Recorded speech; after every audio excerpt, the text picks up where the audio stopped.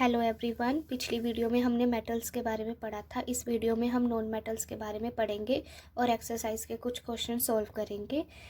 तो उससे पहले if you like my video please like share and subscribe. Let's start. In the previous class you have learned that there are few non-metals as compared to metals। जो non metals होते हैं वो metal से काफ़ी कम quantity में होते हैं। Some of the examples of non metals are carbon, sulphur, iodine, oxygen, hydrogen etcetera. The non metals are either solids और gases except bromine which is a liquid. जो नॉन मेटल्स होते हैं वो या तो सॉलिड होते हैं या फिर वो गैसेस होते हैं, सिर्फ ब्रोमीन को छोड़कर, क्योंकि ब्रोमीन जो होता है वो लिक्विड इन नेचर होता है। Do non-metals also have physical properties similar to that of the metals? Let us find out। तो इसके बाद एक एक्टिविटी दी हुई है, activity 3.7। Collect samples of carbon, coal और ग्रेफाइट। जो कोल और ग्रेफाइट है ये कार्बन की एक फॉर्म है। Sulphur and iodine. Carry out the activity 3.1 to 3.6 with these non metals and record your observation. जैसे हमने पिछली मेटल्स के लिए एक्टिविटीज़ की थी, उनका सरफेस के बारे में पढ़ा था, उनकी फिजिकल प्रॉपर्टीज़ पढ़ी थी, वैसे ही हम नॉन मेटल्स के साथ सेम एक्टिविटीज़ रिपीट करेंगे। Compile your observation regarding metal and non metal in table 3.1। जो आपने मेटल्स के बारे में उनकी फ़िज़िकल प्रॉपर्टी जानी और जो नॉन मेटल्स के बारे में जानी, जब ये एक्टिविटी की हमने, तो वो सब हम एक टेबल फॉर्म में लिखेंगे, टेबुलर फॉर्म में लिखेंगे। फिर उसके बाद हम उनको कंपेयर करेंगे। On the basis of the observation recorded in table 3.1, discuss the general physical properties of metal and non-metals in the class। You must have concluded that we cannot group element according to their physical properties alone, as there are many exception. तो जो हम elements होते हैं उनको सिर्फ उनकी physical property के basis पे ही नहीं क्लासीफाई कर सकते, हमें उसके लिए उनकी और भी प्रॉपर्टीज़ देखनी होती है। जो और प्रॉपर्टीज़ हैं उनको हम बोलते हैं केमिकल प्रॉपर्टीज़। तो हम उनकी केमिकल प्रॉपर्टीज़ को भी स्टडी करेंगे। All metals except mercury exist as solid at room temperature. जितने भी मेटल हैं उनमें से सिर्फ मरकरी को छोड़कर बाकी सब जो है वो सॉलिड फॉर्म में एग्जिस्ट करते हैं रूम टेम्परेचर में। रूम टेम्परेचर जो होता है वो हमारा नॉर्मल टेम्परेचर रेंज होती है, जो हम 25 डिग्री सेल्सियस कंसीडर करते हैं। In activity 3.5 you have observed that metal have high melting point. तो जो मेटल होते हैं इनका मेल्टिंग पॉइंट काफ़ी हाई होता है। एक्सेप्शन जो दी हुई है उसमें है गैलियम और caesium have very low melting points. These two metal will melt if you keep them on your palm. ये इनका मेल्टिंग पॉइंट इतना लो होता है कि अगर आप इनको अपने पाम मतलब हथेली पे रखते हो तो ये तब भी मेल्ट हो जाएंगी। Iodine is a non metal but it is lustrous. ये एक्सेप्शन है। हमने पढ़ा है जो मेटल्स होते हैं वो लस्ट्रस होते हैं, बट यहाँ पे जो आयोडीन है वो एक नॉन मेटल है, तब भी वो क्या होगा, शाइन शो करेगा। Carbon is a non metal that can exist in different form. Carbon जो होता है वो एक नॉन मेटल है और डिफरेंट फॉर्म में एग्जिस्ट करता है। Each form is called an allotrope. जब कार्बन एक से ज़्यादा फॉर्म में एग्जिस्ट करता है तो हम उन्हें एलोट्रोप्स कहते हैं। जैसे डायमंड है, ग्रेफाइट है, ये सारे कार्बन की ही फॉर्म है, तो ये कार्बन के क्या हो गए, एलोट्रोप्स हो गए। Diamond and allotrope of carbon is the hardest natural substance known and has a very high melting and boiling point। जो डायमंड है वो कार्बन का एक एलोट्रोप है और वो सबसे ज़्यादा हार्डेस्ट सब्सटेंस है नेचर में जो पाया जाता है, और इसका मेल्टिंग पॉइंट और बॉइलिंग पॉइंट बहुत ही हाई है। Graphite another allotrope of carbon is a conductor of electricity. जो ग्रेफाइट है वो एक कंडक्टर है, वो जो है अपने से इलेक्ट्रिसिटी को पास कर देता है, मीन्स कि वो एक गुड कंडक्टर है। अल्कली मेटल्स जैसे कि lithium, sodium, potassium are so soft that they can be cut with a knife. They have low densities and low melting points. तो हमने क्या पढ़ा था कि जो मेटल्स होते हैं वो बहुत हार्ड इन नेचर होते हैं, बट यहाँ पे एक्सेप्शन दी हुई है अल्कली मेटल्स जैसे कि लिथियम और सोडियम, पोटेशियम हो गया, ये सॉफ्ट होते हैं और हम इन्हें नाइफ से भी कट कर सकते हैं। तो ये सारी हमने फिजिकल प्रॉपर्टीज़ में एक्सेप्शंस पढ़ी हैं। तो हमने यहाँ से क्या नोट किया कि हम फिजिकल प्रॉपर्टीज़ के बेसिस पे मेटल्स को और नॉन मेटल को कैटेगराइज नहीं कर सकते। इसके लिए हमें उनकी जो है केमिकल प्रॉपर्टीज़ के बारे में भी स्टडी करना होगा। Elements can be more clearly classified as metals and non metals on the basis of their chemical properties. तो हमने यहाँ फिजिकल प्रॉपर्टीज़ में एक्सेप्शन होने की वजह से एलिमेंट्स को उनकी केमिकल प्रॉपर्टीज़ के बेसिस पे क्लासीफाई किया। नेक्स्ट हमें एक्टिविटी 3.8 दी हुई है। Take a magnesium ribbon and some sulphur powder. हमें मैग्नीशियम रिबन और सल्फ़र पाउडर को लेना है। हमें मैग्नीशियम रिबन को बर्न करना है और जो उसकी एशेज़ होंगी उसे हमें डिज़ोल्व करना है वाटर में। फिर उसके बाद हमें टेस्ट करना है जो सोल्यूशन बन रहा है with both red litmus paper से भी और ब्लू लिटमस पेपर से भी। लिटमस पेपर क्या होता है, जो हमें सोल्यूशन हमारा एसिडिक है या बेसिक है वो चेक करने में हेल्प करते हैं, उन्हें हम लिटमस पेपर बोलते हैं।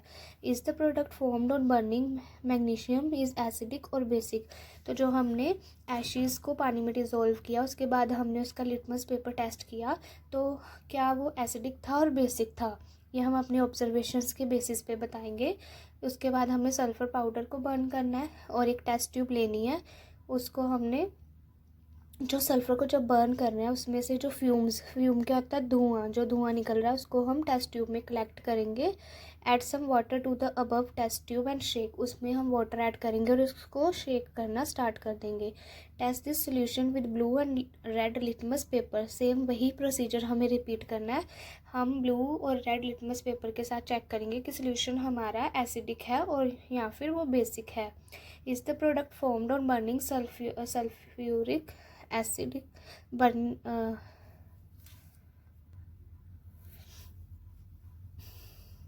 Is the product formed on burning sulfur acidic or basic? Can you write equation of these reactions? Most non-metals produce acidic oxides when dissolved in water. जो नॉन मेटल्स होते हैं जब हम उन्हें वाटर में dissolve करते हैं तो वो उनके जो ऑक्साइड्स होते हैं वो एसिडिक इन नेचर होते हैं। On the other hand most metal give rise to basic oxide. तो ये बहुत इंपॉर्टेंट पॉइंट है, हमें ये याद रखना है। जो मेटल होते हैं वो बेसिक ऑक्साइड्स देते हैं और जो नॉन मेटल्स होते हैं वो एसिडिक ऑक्साइड देते हैं। You will be learning more about this metal oxide in the next section. तो आप नेक्स्ट सेक्शन में इनके बारे में और ब्रीफली पढ़ेंगे। अब यहाँ पे कुछ क्वेश्चंस दिए हुए हैं, हम इन क्वेश्चंस को डिस्कस करेंगे।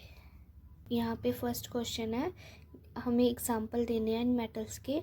फर्स्ट है is liquid at a room temperature. तो हमने पढ़ा था जो मरकरी होता है वो लिक्विड होता है रूम टेम्परेचर पे, बाकी सब मेटल जो होते हैं वो सॉलिड फॉर्म में होते हैं। सेकंड है can be easily cut with knife. तो सोडियम और पोटेशियम को हम नाइफ से कट कर सकते हैं और ये सॉफ्ट होते हैं, बाकी सब मेटल्स जो होते हैं वो हार्डर होते हैं। Is the best conductor of heat. जो सिल्वर होता है वो बेस्ट कंडक्टर है हीट का। और फोर्थ वाला is a poor conductor of heat. Mercury and lead जो है वो पुअर कंडक्टर ऑफ हीट है। क्वेश्चन नंबर सेकंड में हमें मेलेबल एंड डक्टाइल का मीनिंग बताना। तो ये हमने पहले भी पढ़ लिया था, पिछली वीडियो में मैंने इनकी डेफिनेशन आपको लिखवा दी थी। नेक्स्ट है chemical properties of metal. We learn about the chemical properties of metal in the following section. For this, collect the sample of the following metals: aluminium, copper, iron, lead, magnesium, zinc and sodium के हम sample ले लेंगे। Magnesium burns in air with dazzling white flame। तो बहुत ही चमक वाला white colour का flame होता है। Do all metals react in the same manner? क्या सारे मेटल सेम ही तरह रिएक्ट करते हैं? Let us check by performing the following activity। हमने अब नेक्स्ट एक्टिविटी 3.9 करके देखनी है। तो इसके लिए पहले ही हमें प्रिकॉशन दिए हुए हैं। प्रिकॉशन हमें इसलिए दिए जाते हैं ताकि हम लैब में इन्हें परफॉर्म करते वक्त कोई गलती ना करें जिससे हमें नुकसान हो। The following activity needs the teacher assistance. It would be better if student wear I protection. तो जो फ्लेम होता है वो डेजलिंग वाइट फ्लेम होता है, तो इसलिए बच्चों को ये प्रैक्टिकल करने से पहले आई प्रोटेक्शन के लिए गॉगल्स लगा लेने चाहिए। Hold any of the sample taken above with a pair of tongs and try burning over a flame। तो जो हमें मेटल्स इन्होंने बताए थे यहाँ पे aluminium, copper, iron, lead, magnesium, zinc और सोडियम, उन्हें लेना हमें और हमें क्या करना है, उसे होल्ड करना है टोंग के साथ एंड हमें उन्हें बर्न करना है और फ्लेम को नोट करना है। Collect the product if formed. अगर कोई प्रोडक्ट बन रहा है तो उसे कलेक्ट करना है। Let the product and the metal surface cool down. तो हमें प्रोडक्ट और मेटल को कूल होने देना, ठंडा होने देना है। तो हमें बताना है कि कौन सा मेटल है जो ईजिली बर्न हो गया और कौन से कलर का फ्लेम कौन से वाले मेटल ने दिया है। How does the metal surface appear after burning, metal surface कैसा दिखाई दे रहा है बर्न होने के बाद।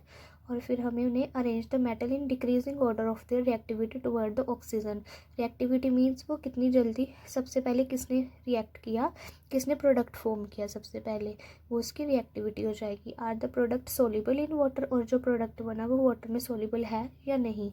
Almost all metals combine with the oxygen to form metal oxide, तो जितने भी मेटल्स होते हैं वो ऑक्सीजन के साथ कंबाइन हो जाते हैं और वो मेटल ऑक्साइड बनाते हैं। तो ये हमें इक्वेशन दी है, इसमें मेटल जो है जब हम उसे बर्न करेंगे in the presence of oxygen तो वो ऑक्सीजन से कंबाइन होके मेटल ऑक्साइड बनाएगा। For example when copper is heated in air, जब हम कॉपर को एयर में हीट करेंगे तो it combine with oxygen to form copper second oxide a black oxide. तो जो यहाँ पे हमने लेना पहले कॉपर, फिर उसको ऑक्सीजन के साथ रिएक्ट करवाना और हमारे पास कॉपर ऑक्साइड बन जाएगा। तो इसके लिए हमारे पास रिएक्शन है, हमने पहले लेना कॉपर, फिर हमें जब हम उसको एयर में बर्न करेंगे तो एयर में क्या आता है ऑक्सीजन, बर्न करेंगे तो हमारे पास क्या बन जाएगा कॉपर ऑक्साइड। और हम इस इक्वेशन को बैलेंस करेंगे तो यहाँ पे ऑक्सीजन के 2 एटम है तो यहाँ पे भी हम इसको यहाँ पे 2 से मल्टीप्लाई कर देंगे। अब हमारा कॉपर भी 2 हो गया तो हम यहाँ पे बैलेंस करने के लिए यहाँ पे 2 लगा देंगे।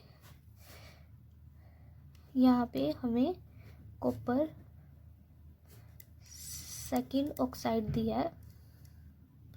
कॉपर सेकेंड का मीनिंग है कि जो कॉपर है उसकी जो वैलेंसी है हमारे पास 2+ है। उसके बाद similarly aluminium forms aluminium oxide, जो एल्युमिनियम है वो एल्युमिनियम ऑक्साइड बनाएगा तो उसके लिए भी हम रिएक्शन देख लेंगे। यहाँ पे हम लिखेंगे एल्युमिनियम प्लस ऑक्सीजन, तो ये हमारा बन जाएगा Al2O3। ये हमारा होता है एल्युमिनियम ऑक्साइड।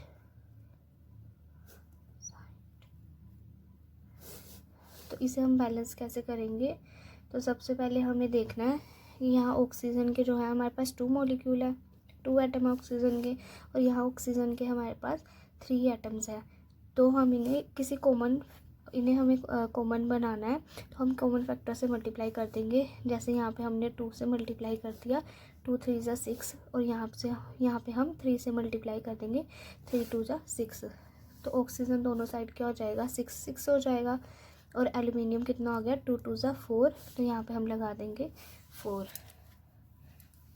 अब अगर हम दोनों साइड में देखें तो जो है हमारे एटम्स जितने हमारे राइट हैंड साइड हैं उतने ही हमारे लेफ़्ट हैंड साइड है, तो ये जो इक्वेशन होगी ये इक्वेशन बैलेंस हो जाएगी। और हमने एल्युमिनियम ऑक्साइड का फॉर्मूला कैसे बनाया है, जो हमारा एल्युमिनियम होता है इसकी वैलेंसी +3 होती है और ऑक्सीजन की वैलेंसी +2 होती है। तो जो इनका प्रोडक्ट होगा वो हमारे पास कुछ इस टाइप का बन जाएगा।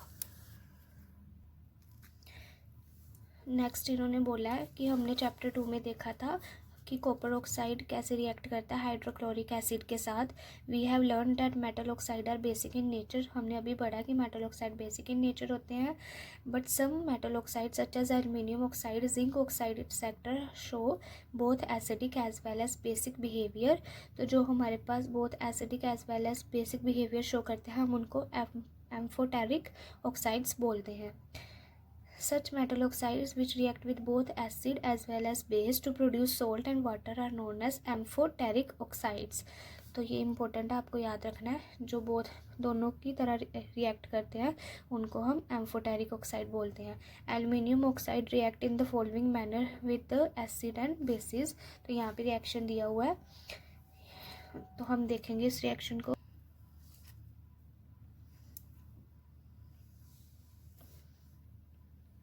यहाँ पे एल्युमिनियम ऑक्साइड है जो उसमें हम हाइड्रोक्लोरिक एसिड डाल रहे हैं, तो ये हमारे पास एल्युमिनियम क्लोराइड बनाएगा प्लस वाटर मॉलिक्यूल। इक्वेशन को हम कैसे बैलेंस करेंगे, तो हमें अगर हम यहाँ पे इसे 3 से मल्टीप्लाई कर देते हैं, 3 2 ज़ा 6, तो ये हाइड्रोजन के मॉलिक्यूल 6 हो जाएंगे, तो हम यहाँ पे भी 6 से मल्टीप्लाई कर देंगे। अब जो हमारे क्लोरीन एटम है ये भी हमारे 6 हो गए, तो हम यहाँ पे इसको एटम को बैलेंस करने के लिए यहाँ पे हम 2 लगा देंगे। एल्युमिनियम वाले 2 हो गए और ऑक्सीजन वाले 3, तो ये जो होगी इक्वेशन हमारे पास बैलेंस हो गई। नेक्स्ट, जब हम इसी एल्युमिनियम ऑक्साइड को रिएक्ट करेंगे सोडियम हाइड्रोक्साइड के साथ, तो ये हमारे पास बन जाएगा 2 sodium aluminate plus water molecule. तो अगर हम देखें तो ये इक्वेशन जो है हमारी बैलेंस है।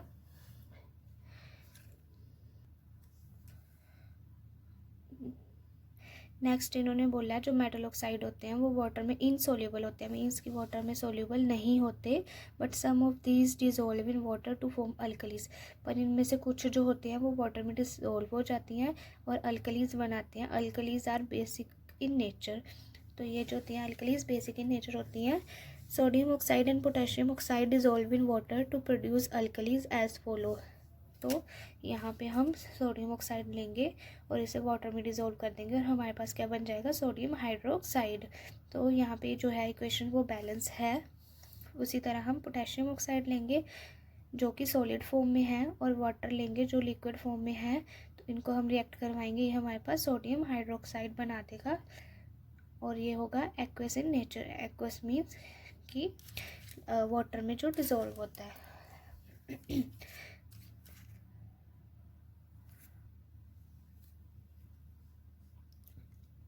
We have observed in activity 3.9 that all metals do not react with oxygen at the same rate.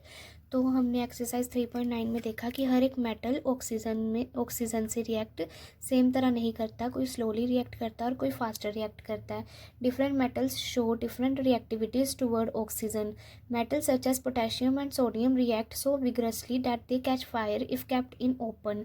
तो जो हमारे पास सोडियम और पोटेशियम है वो इतनी फास्टली रिएक्ट करते हैं कि वो अगर हम उसे ओपन में ही छोड़ते हैं तो वो फायर कैच कर लेता है अगर हम उसे ओपन में छोड़ते हैं। Hence to protect them and to prevent accidental fires they kept immersed in kerosene oil. तो फिर हम इन्हें ओपन एयर में नहीं छोड़ सकते, क्योंकि अगर हम इन्हें एयर में रखते हैं तो ये फायर कैच कर लेंगे और आग लग जाएगी, तो इसलिए हम इन्हें कैरोसिन ऑयल में स्टोर करके रखते हैं। At ordinary temperature the surface of metal such as magnesium, aluminium, zinc, lead etcetera are covered with the thin layer of oxide. जो हमारे पास ऑर्डिनरी रूम टेम्परेचर होता है तो उसमें कि अगर हम उन्हें इन मेटल्स को थोड़ी देर के लिए ओपन छोड़ देते हैं तो यहाँ पे एक पतली सी लेयर बन जाएगी ऑक्साइड की। तो protective oxide layer prevent the metal from further oxidation. तो ये जो लेयर बनती है ये मेटल को फिर से हेल्प करती है और ये एक पतली सी प्रोटेक्टिव लेयर बन जाती है जो कि प्रोटेक्ट करती है ताकि आगे नेक्स्ट जो है हमारी ऑक्सीडेशन प्रोसेस दोबारा ना हो सके। तो ये लेयर क्या करती है, प्रोटेक्शन का काम करती है। Iron does not burn on heating, but iron filings burn vigorously when sprinkled in the flame of the burner. जो आयरन है हमारे पास वो बर्न नहीं होती जब उनको हम हीट करते हैं, पर जो हमारे पास छोटे छोटे आयरन फिलिंग्स होती हैं, छोटे छोटे आयरन के टुकड़े होते हैं, वो बहुत विग्रसली मीन्स बहुत फास्टली जो है वो रिएक्ट करती है, बर्न होती है जब हम उनको फ्लेम में रखते हैं बर्नर की। Copper does not burn but the hot metal is coated with the black coloured layer of copper oxide. जो हमारे पास कॉपर होता है वो जलता नहीं है पर वो एक पतली सी लेयर से कवर हो जाता है। जब हम उसे हीट करते हैं तो वो लेयर कौन सी होती है, वो कॉपर ऑक्साइड की लेयर होती है। Silver and gold do not react with oxygen even at higher temperature. जो सिल्वर और गोल्ड है वो कभी भी वो ऑक्सीजन के साथ रिएक्ट नहीं करते, चाहे आप उन्हें कितने भी हाई टेम्परेचर पे क्यों ना रख दो। नेक्स्ट इस टेबल में हमें एनोडाइजिंग प्रोसेस दी है। एनोडाइजिंग क्या होती है, ये एक प्रोसेस है जिसमें हम एल्युमिनियम पर एक थिक लेयर बना देते हैं एल्युमिनियम के ऑक्साइड की। Aluminium develop a thin layer of oxide when exposed to air. This aluminium oxide coat makes it resistant to further corrosion. Corrosion क्या होता है, जब जो मेटल है हमारे पास वो रिएक्ट करता है एयर और वाटर के साथ तो वो एक उस पर लेयर बना देता है जिसको वो मेटल ख़राब होना स्टार्ट हो जाता है, जिस प्रोसेस को हम बोलते हैं करोजन। तो जो एल्युमिनियम ऑक्साइड की लेयर बनती है वो उसको हेल्प करती है करोजन से बचने के लिए। The resistance can be improved further by making the oxide layer thicker. तो हम क्या करते हैं, अपने जो हमारे एलिमेंट्स हैं इनको करोजन से बचाने के लिए, ख़राब होने से बचाने के लिए हम इन पर ऑक्साइड की लेयर बनाते हैं और बहुत ही थिक लेयर बनाते हैं, मोटी लेयर बनाते हैं ऑक्साइड की।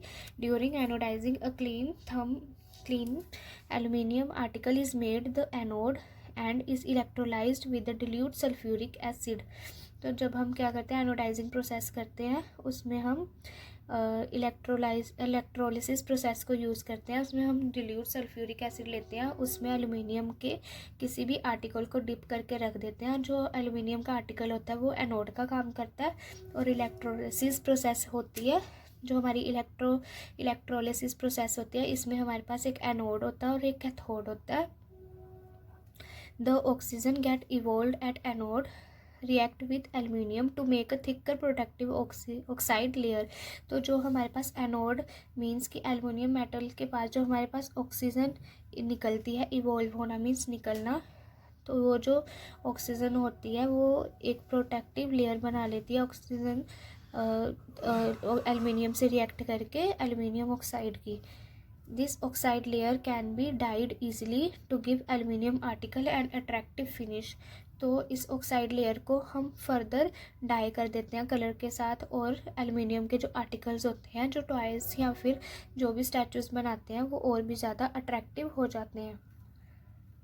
After performing activity 3.9, you must have observed that sodium is the most reactive of the samples of metal taken here। जो सोडियम है वो सबसे ज़्यादा रिएक्टिव है, क्योंकि अगर हम उसे ओपन भी छोड़ते हैं तो वो जो है वो कैच कर लेता है फायर को।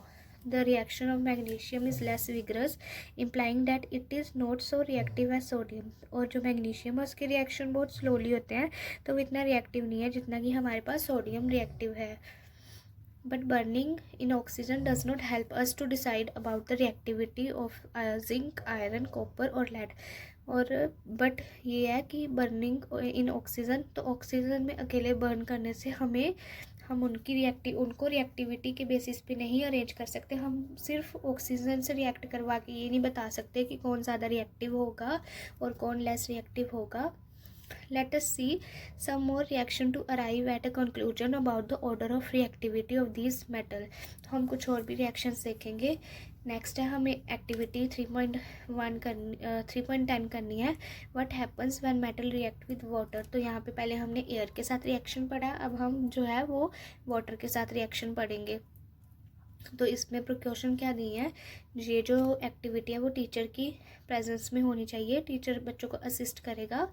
तो एक्टिविटी है collect the sample of the same metal. In activity 3.9 में जो हमने मेटल्स लिए थे वही हमें फिर से लेने दोबारा। Put a small piece of sample separately in a beaker half filled with cold water.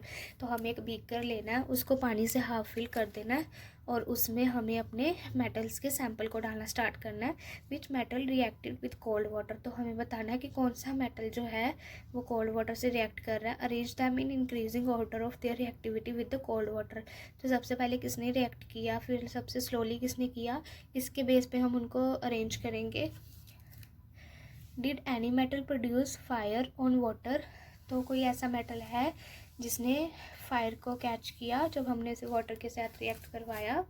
Does any metal start floating after some time. कुछ ऐसा मेटल है जो पानी में फ्लोट करना, तैरना स्टार्ट हो गया। Put the metal that did not react with cold water in beaker half filled with hot water.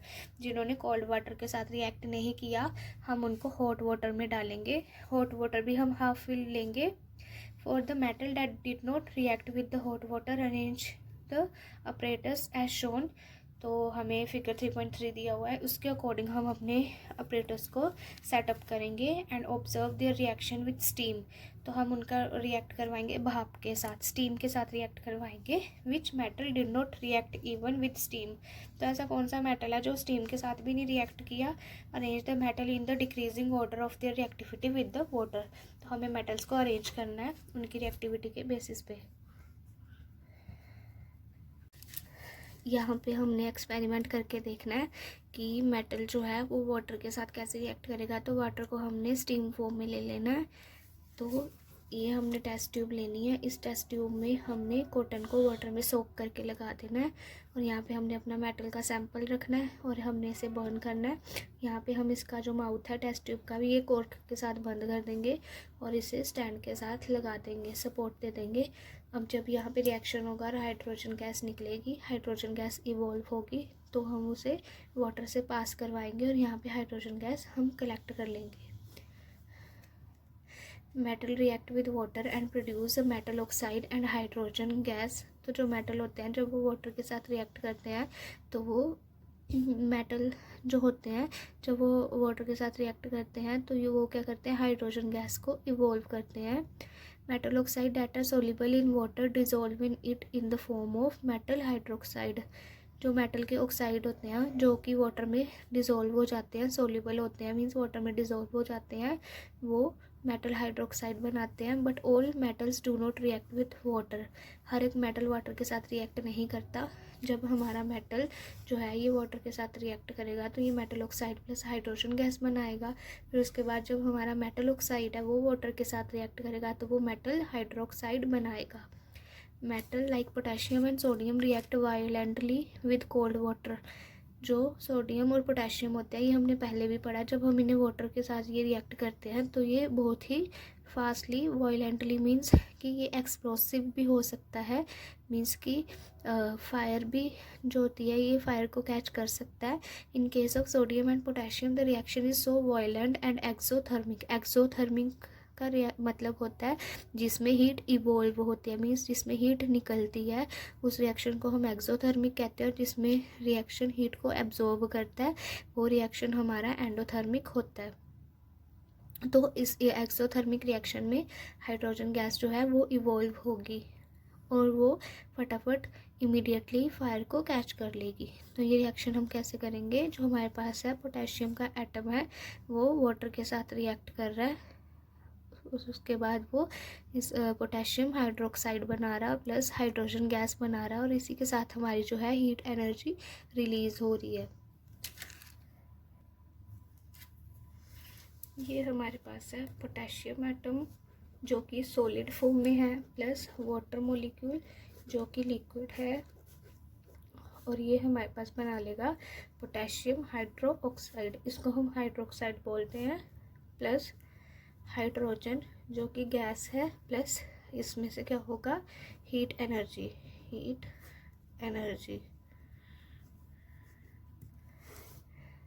Means की हीट निकलेगी। तो इसको हम बैलेंस कैसे करेंगे, अब लेफ्ट साइड के जो एटम है वो राइट हैंड साइड के एटम्स के इक्वल हो गए, तो ये इक्वेशन बैलेंस होगी। उसी तरह सोडियम जो कि सॉलिड फॉर्म में है प्लस वाटर जो कि लिक्विड फॉर्म में है, ये रिएक्ट करेगा तो बना लेगा सोडियम हाइड्रोक्साइड, प्लस ये जो है कि पोटेशियम हाइड्रोक्साइड है ये एक्वस फॉर्म में था और ये भी सोडियम हाइड्रोक्साइड एक्वस फॉर्म में है, प्लस हाइड्रोजन गैस फॉर्म में, प्लस सेम हीट एनर्जी निकलेगी यहाँ से भी। तो रिएक्शन को बैलेंस करेंगे।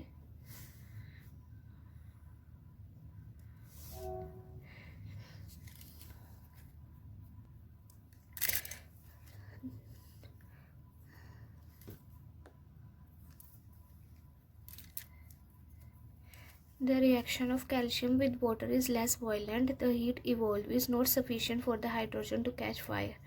तो इसमें जो है कैल्शियम जब रिएक्ट करेगा वाटर के साथ तो रिएक्शन इतना फास्ट नहीं होगा, वायलेंट नहीं होगा, मीन्स की जो हीट प्रोड्यूस होगी रिएक्शन में वो इतनी सफिशिएंट नहीं होगी, उसमें जो हाइड्रोजन गैस होगी वो उसकी इतनी कैपेबिलिटी नहीं होगी कि वो फायर को कैच कर सके। तो जो कैल्शियम है वो वाटर के साथ लेस रिएक्टिवली जो है वो लेस रिएक्टिव है वाटर के साथ। कैल्शियम स्टार्ट फ्लोटिंग, जो कैल्शियम है वो पानी पे तैरना स्टार्ट कर देता है because the bubble of hydrogen gas formed stick to the surface of the metal, क्योंकि जो हाइड्रोजन गैस के बबल बनते हैं वो मेटल के सरफेस पे चिपक जाते हैं, इसलिए जो कैल्शियम होता है वो तैरना स्टार्ट कर देता है पानी में। Magnesium does not react with cold water, it react with hot water to form magnesium hydroxide and hydrogen. तो मैग्नीशियम ठंडे पानी में रिएक्ट नहीं करता, ये गर्म पानी में रिएक्ट करता है। It also starts floating due to the bubbles of the hydrogen gas sticking to its surface. तो जैसे कैल्शियम में हाइड्रोजन गैस के जो बबल थे वो सरफेस पे चिपक जाते थे, उसी तरह से मैग्नीशियम में भी होता है, और मैग्नीशियम भी वाटर में फ्लोट करता है। मेटल्स लाइक एल्युमिनियम, आयरन और zinc do not react with either, cold water के साथ भी नहीं करते ये वाले मेटल्स, और ये हॉट वाटर के साथ भी नहीं करते, but they react with steam to form the metal oxide and hydrogen. पर जो वो है वो सिर्फ स्टीम के साथ रिएक्ट करते हैं और बनाते हैं मेटल ऑक्साइड एंड हाइड्रोजन। तो यहाँ पे रिएक्शन हमें दिया हुआ है, जो यहाँ पे हमें रिएक्शन दिया हुआ है एल्युमिनियम जो कि सॉलिड फॉर्म में है, इसको हम वाटर के साथ रिएक्ट करवाएंगे, जो कि गैस फॉर्म में लिया हमने, स्टीम लिया है। यहाँ पे हम वाटर लिक्विड फॉर्म में नहीं ले रहे। एल्युमिनियम ऑक्साइड जो सॉलिड फॉर्म में होगी प्लस हाइड्रोजन जो कि गैस फॉर्म में होगी, और हम इसको बैलेंस कर देंगे इक्वेशन को। आप देख लीजिएगा दोनों साइड जो नंबर ऑफ एटम है वो सेम होंगे। उसी तरह आयरन जो कि सॉलिड फॉर्म में है प्लस वाटर गैस फॉर्म में मींस स्टीम फॉर्म में, तो ये बन जाएगा ferric oxide solid plus hydrogen gas form में। तो यहाँ पे हो जाएंगे, हम ऐसे बैलेंस कर देंगे इस इक्वेशन को। ओके, नेक्स्ट है metal such as lead, copper, silver and gold do not react with water at all. ये जो मेटल है हमारे पास lead, copper, silver and gold है। लेड का सिंबल होता है Pb, कॉपर का Cu, सिल्वर का होता है Ag, गोल्ड का होता है Au। ये तीनों नॉट रिएक्ट विद वाटर।